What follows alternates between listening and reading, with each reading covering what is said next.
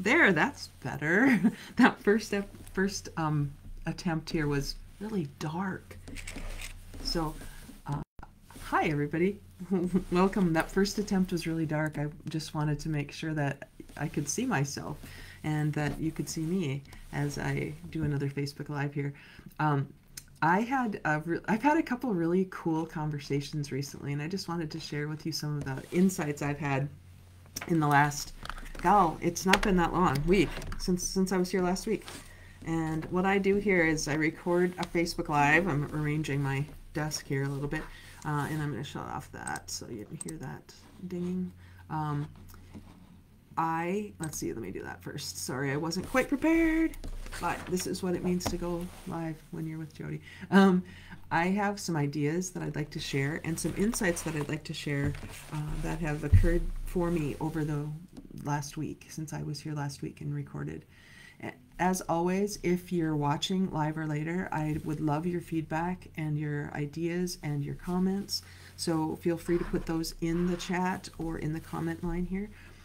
It's a lot more fun for me when I'm talking with people rather than talking at them. And sometimes podcasts that don't have guests occur as talking at people. And so I never want that to be the experience you have. Yet there are times that I really want to get things out of my head, and the easiest way for me is to record them and then listen to them later, because I recognize that I am a verbal processor and I need to hear things that kind of come to me in the moment. I've been doing a lot of journaling, which is another good way for me to get ideas out of my head. But thank you for indulging me now if you're watching live or later and allowing me to work through some of this. So consciousness is something that I want to talk about today. Awakeness, waking up, whatever you might call that. And I'm going to do the countdown so that I can use this as a podcast. And as always, please feel free to put any comments in the chat as we go. Okay, so 3, 2, 1. Hi everybody, and welcome to another episode of Circle Up and Get Real, where we talk about things that matter with people who matter. And today that's anybody listening to this, because I don't have a guest, but I have a lot of ideas that have occurred for me over the last week. If you saw my desk here, you would see how I have so many notes and books and everything laying around, because there have been a lot of awarenesses I've had that I want to share. And the first thing I wanted to talk about is consciousness or awareness, or when you wake up to something new, when you understand something in a new way. I've been calling that consciousness lately because I'm completely enthralled with this book, The 15 Commitments of Conscious Leadership. I actually started a TikTok journey, 3 weeks ago now, just to see if I could actually learn TikTok. And then because I needed something to do, something to say, something to share, I'm sharing each of these 15 commitments daily. And we're on to commitment number 11 today, I believe, 11 or 12. And that's been a fun project for me. But as I've done that, I've learned a lot of things about myself. I've learned about dedication. I've learned about persistence. I've learned about making a commitment and standing by it. Even if nobody's watching, even if nobody is aware, even if there's nobody out there to hear anything I am saying or sharing or asking questions about, the process of discipline for me has been the reason I've done that. I've done it every day. I show up. And what that has taught me as well is that's kind of a pattern of mine when I get into a space of something I truly desire. I do the work. I follow through. I follow whatever impulse I have to make sure that I continue on that path. And it also occurs to me that not everyone is like that. There are some people who are way more disciplined than I am and way more willing to do whatever it takes, even when the emotion they set it in wears off, than I am about topics. And what has been occurring to me in this kind of venture into what I'm going to call consciousness is that there's probably a certain way people wake up to things. Sometimes it's the light dawning slowly, and sometimes it's a bright flashing light. And I'm curious about that for people. I've heard it said that we will have a lot of ways to wake up to things. Message, lesson, problem crisis is one way. If you don't get the message, you'll get a lesson. If you don't get the lesson, you'll get a problem. If you don't get the problem, you'll get a crisis. And I think from looking at my life and then hearing other people's stories, there are a lot of stories you hear about people who had a crisis, a death, an illness, something shocking that happened that woke them up to show them that there's another way than the way they've been living their lives. I've had a lot of those over the course of my life, and this morning I just had an opportunity to kind of reflect really quickly about some of those. And I had a conversation with a really good friend of mine, Dawn, this morning, and I took a ton of notes in our conversation. And so I learned from him a lot of things that I'd never really put in one place before. And one thing that I've been learning from Dawn, I've been learning from my mentor, James, I've been learning from my partner in the Enlightened Leadership Lab, Chris. I've been learning from a lot of people who are in my space of, I'll call it early adopters on the Law of Diffusion of Innovations. In that space of early adopter awareness, there are a lot of things that I didn't notice when I couldn't identify myself as an early adopter. I was chasing other people's shininess and thinking that I should do things differently than felt right to me. So this morning, Don and I had a conversation about what we've learned over the course of our own lives. And one of the many things we talked about today, which I loved, he said, I used to believe that work and money were intertwined.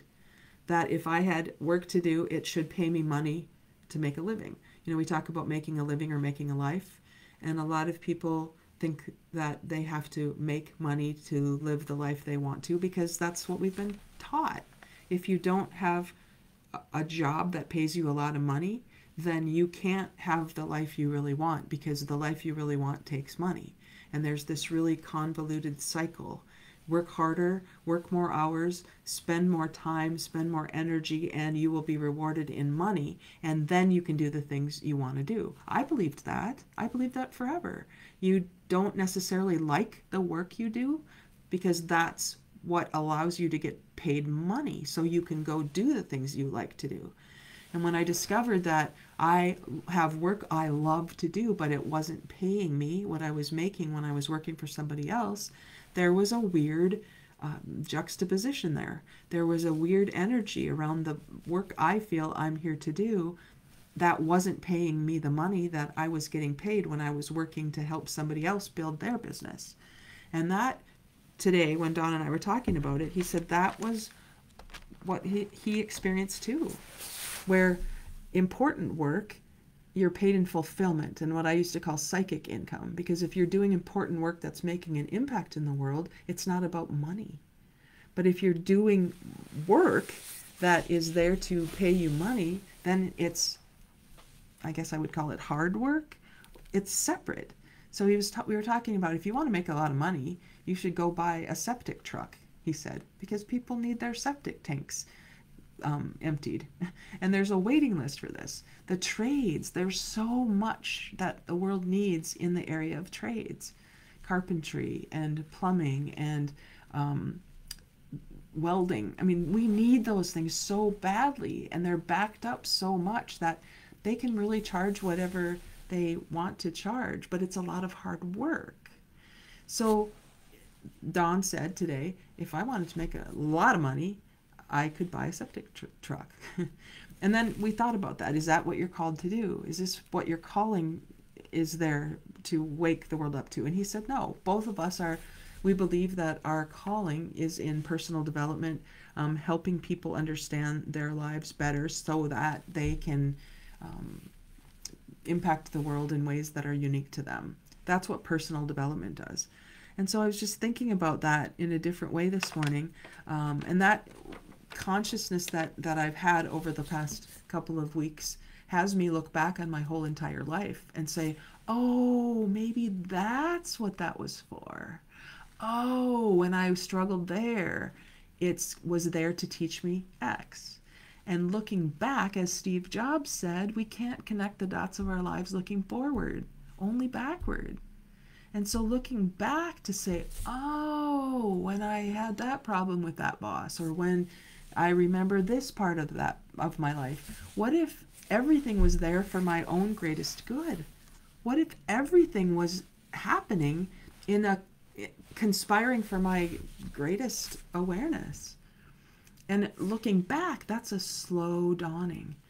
Oh, the light comes on, and the light never goes off. It just comes on a little more slowly, and sometimes it blinds me, and then I shut the curtains because it's too hard. And then the light never goes away. It's just that I put a shade in front of it sometimes because I can't handle it at that moment. But what if, Don was saying, what if I look back on my life 30 years ago? Who was I being then? And then look ahead 30 years from now, because we're both in a place where we have that luxury. We have 30 years of experience and we still have 30 years ahead.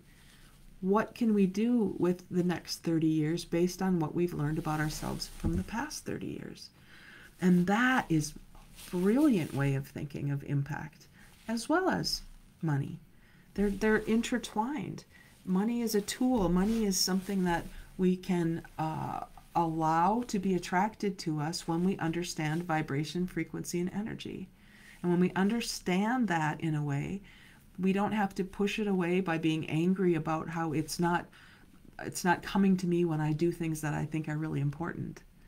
It's coming to the people. In fact, think about this. Money is coming to the people who are playing an infinite game, who are in their important work for the good of, or the length of playing the game, or for the love of the game, let's put it that way. They're playing the game for the love of the game. And in that space of playing the game for the love of the game, money is just a tool. It's just energy, and it has to be attracted to like energy. So I didn't realize that I've been pushing money as a tool away when I believe that I'm not doing important work that deserves an exchange of energy. It's such a weird thing to think about. It's a cycle that I've been in my past, where I'm now ready to break through that. And I did a session on Monday called Your Relationship with Money. And as I was preparing that, it was a free session for people who just want to explore this idea of compensation and money as an energy. And I learned a lot in the preparation for that. It wasn't that I'm a financial planner and I'm going to tell you how to make more money or what to do. It has nothing to do with the mechanics of money. It had to do with the vibrational frequency of money. And that process for me, again, I do the work, I prepare the things, and the people who come to the events, we have a great conversation. And wouldn't it have been great if there would have been 87,000 people? Yes, obviously, it would have been great to have a whole lot of people in that. Yet the people who were there were exactly the right people who needed to be there so that the conversation could be rich and fulfilling for all of us, and we could leave knowing something we maybe didn't know about ourselves before, so that in the work we're doing in the world and for our making a living, we could do it more aware. We could do it more consciously. And that's what I'm noticing in all of the work I'm doing. There's an opportunity to be more awake in the work, no matter what the work is, whether you're a receptionist or a doctor or a plumber, it doesn't matter. The work doesn't matter, in that it has a level of, what's prestigious, or none of that matters. The work you're doing, no matter what it is, if it's important to you, it's important to the world. It doesn't matter. We think doctors and lawyers are better than, tradespeople or whatever. That's so not true. It doesn't matter. And I know that sounds weird to say it doesn't matter what you do, but it doesn't. It matters who you be while you do what you do. At some point, all of us have chosen a vocation. We've chosen an industry. We've chosen to get a job being a server at a restaurant, or we've chosen to get a job being a teller at a bank, or we've chosen a job to be a teacher at a school. Somewhere along the line, we chose something. We chose something to put our effort into, to get in exchange monetarily. And what I find so fascinating is how many people are now dissing that very thing they chose because it doesn't pay them enough money. Well, what is that all about? I mean, it's so easy to get mad about what's not working. And look at the world. We can find all kinds of ways to be upset about things. I listened to a TED Talk last week that she was talking about the gotcha bombs, where people are walking on eggshells and they're afraid of saying what they need to say because there's so many people who are not afraid to say evil, hateful, mean things.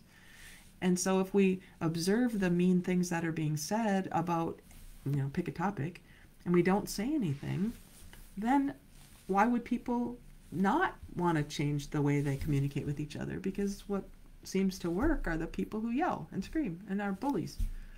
So that awareness came to me, and I thought, well, one of the things that I've been always kind of certain that I'm here to do, it has something to do with communication. I started my career as a journalist. My undergrad degree was in communication and English. There's been something that I've been attracted to in conveying information. I don't know what I'd call it in a general term, but I've never really known how to package that. People will say, what do you do? And I'll say, well, I'm a coach. Well, what does that mean? It's been kind of squishy. Well, what I'm starting to understand is that I'm here to shed some light on people's awareness. Because if all we ever do is walk around the world in beware energy, which is somebody's out to get me and I've got to be tight and worried and looking over my shoulder all the time because there's somebody out to get me, this gotcha culture. I can't be real. I can't be who I think I am created to be, because what if people make fun of me? I have a fear of criticism. I have a fear of poverty.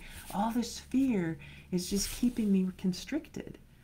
And if that's the way most of I was raised to be about work, well, there must be another way. And what I want to do is help people put their shoulders down and exhale and say, could I be being somebody else? Could I be existing in an energy of be aware rather than only beware? And if that were true and my shoulders came down and I could get rid of some of this fear and angst and things that I don't even identify, who then would I be being as a teacher or a teller or a plumber or a server? Wouldn't things just be different if the energy around what we do was different? And those are the awarenesses I'm having these days. And I was asking in the way I set this up today, how do you wake up to awareness? How, if you look at your life from an objective perspective, can you see how you learned things? And when I look at my life that way, my mom was a teacher and I was always about learning. I learned things in a classroom that felt kind of restrictive looking back. I mean, there were ways that we did things. You just didn't ask questions about it. This is how you learn things. Your mind was taught in a certain way that, math, English, the structure of the English language has a certain way of being that doesn't make a whole lot of sense. I'm playing Mahjong right now with a group of people, and the rules of Mahjong are really, they're a lot of rules, and it's hard to know why some of the rules are there. And I can see frustration for some people when they go, well, why is that the way it is? Well, there are some rules to things that we can question the rules. It's okay to question the rules, but if all I do is spend my time questioning the rules, I don't get to play the game. So at some point, there's the rules the way they are, and I'm going to stop fighting the rules the way they are because I want to play the game. And I think about life that way. I don't know why we agreed to drive on the right side of the street, but I don't want to spend a lot of time wondering about that. Let's just drive on the right side of the street. And when I go to England, if I do, I drive on the left side. I don't know. I can be mad about that, or I can just go, okay, these are the rules of the game. Okay. If I want to play the game and I want to play an infinite game, I'm not going to spend so much time yelling and screaming and being upset about what isn't the way I think it should be. If I feel strongly enough about that, then maybe there's something I can stand for and say, here's the research I've done, And it makes some sense that we might think about this differently. And here's my observation. There's another way to do it than to yell and scream about what's wrong. And I don't even want to get into politics because, wowie, we could talk about that forever. But that is just a fascinating experience to witness.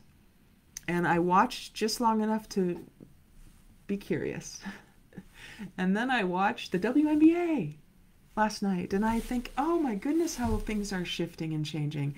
And when I played basketball in college, there were a lot of different rules than there are now. We didn't have a three-point line.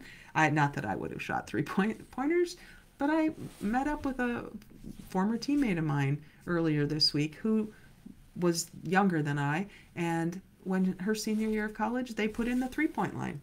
And she had the opportunity to shoot more baskets that would make more points. And so things changed and shifted. We changed the size of the basketball my senior year of college, which meant that women had a smaller ball than I played the first 3 years with. A little easier to handle, I can be mad about that. Oh my gosh, I didn't have the opportunities that they have today. They should have had that back then. Well, sure, let's fight the rules. Let's do that. Let's look back in anger and upset and frustration. What does that do for us today, right now, in the possibilities we can create so that we live into a new future? I don't get it. I don't understand the frustration and upset that keeps people stuck in things that they have no control over or they're not willing to take a stand for. Okay, that's not my people. Those are not my people. I'm clearly in a 13.5% early adopter phase of my life, and I think I'm going to attract like-minded and like-hearted people in that space. Thanks, Jodee, for being with me today. You said standing for. I love that. I know it's such a difference, Jodee, when we stand for things than when we fight against them.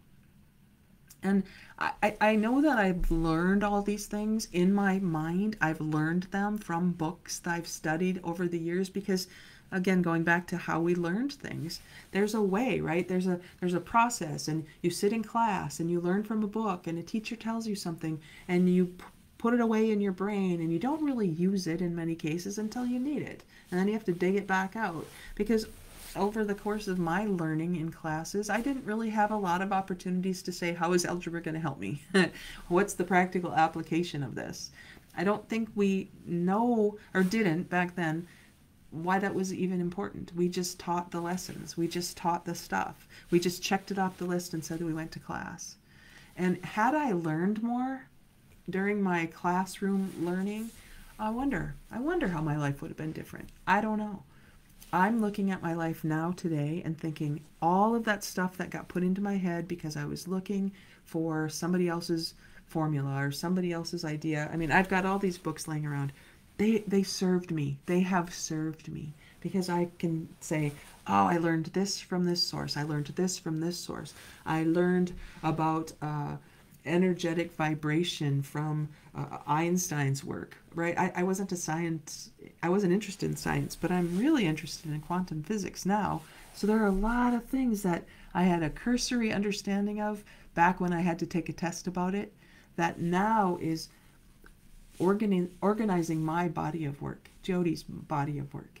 And now when I understand myself and my own awareness in a way that says, in my area, 13.5% early adopters, I'm going to attract a certain number, type of people, and I'm not going to be upset about who's not attracted to the work I'm doing. The fear of missing out that I've lived in most of my life is no longer going to dictate how I live into the future, because I'm not missing out on anything that doesn't vibrationally match with who I really am. And that's my platform, Get Real. If we can all just get real, you'll find your people. You don't have to be something you're not. You don't have to put on a mask so you can prove to somebody you're something. You don't have to allow the fear of things like poverty and criticism to hold you back. Because it's not the poverty that'll hold you back, it's the fear of it. It's the fear of what's not even true. It's not the criticism that's going to hold you back, it's the fear of it. And even if you're not being criticized by someone, the fear of it will keep you from saying what needs to be said. And it won't ever be true. You won't ever be criticized because you won't say anything. But will you make a difference? Will you make an impact? That's where I am right now in my understanding of things. If I'm worried about the people who are going to throw darts and arrows at my thoughts, they're not my people. The people who hear what I'm saying and what I'm working on and what I'm putting into the world and say, oh, let's talk about that, those are my people. If you're my people, let's talk. If you heard something you'd like, if you heard something you'd like to explore more on this Facebook Live or on the YouTube channel where I will put this up later, or the podcast where you're listening to it now, please do something. Please take some action toward what you do want. Please determine for yourself what you do stand for. And let's move forward in that direction instead of always looking back at what we can beat on and be upset about and try to fix. There's just no fix for the things that aren't broken. And those of us who are human beings who are moving forward in a direction, we are not broken. We don't need to be fixed. There's an opportunity for us to be enhanced and for us to wake up and for us to allow the light to dawn for us. If we're in that space, there's so much we can do together. This is what we talk about in the Enlightened Leadership Lab on Mondays. These are the kinds of conversations I think are lacking in the world because I couldn't find them. I couldn't find them, so I created them. And if there's anything here that is appealing to you, please take some action toward you, toward your greatest self, toward your highest good. Be real, radical, energized, authentic, and learning focused about that. And let's continue these conversations because we can all make an impact in whatever work we've chosen to do in the world.